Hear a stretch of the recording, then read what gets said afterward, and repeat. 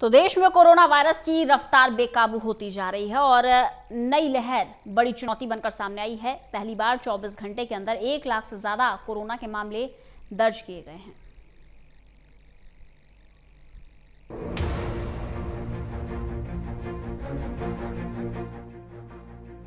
देश में जानलेवा कोरोना वायरस ने अब तक के सभी रिकॉर्ड तोड़ दिए।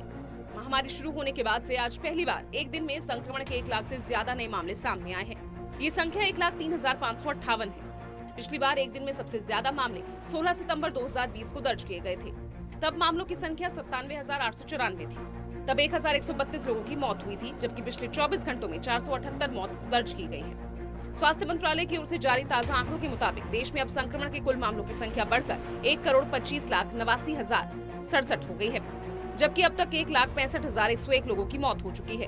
देश में दिन पर दिन एक्टिव केस बढ़ रहे हैं, जिनकी संख्या अब 7,41,830 हो गई है।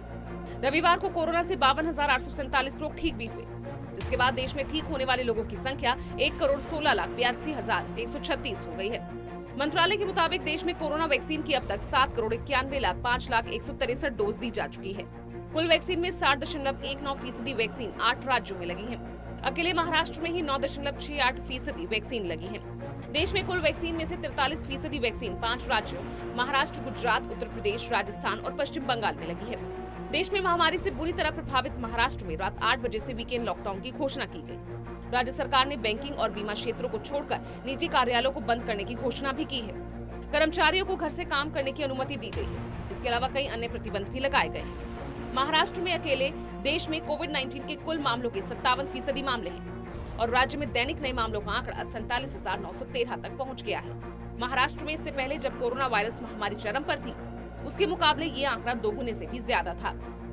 प्रधानमंत्री नरेंद्र मोदी ने इससे पहले कहा था कि कोविड-19 के संक्रमण के इस दौर से निपटने के लिए राज्यों को कड़े और व्यापक कदम उठाने होंगे। संक्रमण के प्रसार को रोकने के लिए उन्होंने 5 स्तरीय रणनीति, टेस्टिंग, ट्रेसिंग, ट्रीटमेंट, कोविड व्यवहार और टीकाकरण को गंभीरता और प्रतिबद्धता से लागू करने का सुझाव दिया। बैठक में महाराष्ट्र, पंजाब और छत्तीसगढ़ के हालात पर चिंता जताई गई और इसके मद्देनजर प्रधानमंत्री ने इन राज्यों में जन स्वास्थ्य विशेषज्ञों और चिकित्सकों की केंद्रीय टीम भेजने का निर्देश दिया है। दरअसल देश में कोरोना वायरस संक्रमण की दूसरी लहर पहले से भी ज्यादा घातक हो गई है। बेकाबू होता जा रहा कोरोना संक्रमण अब एक बड़ी चुनौती बन गया है। Special desk, total news.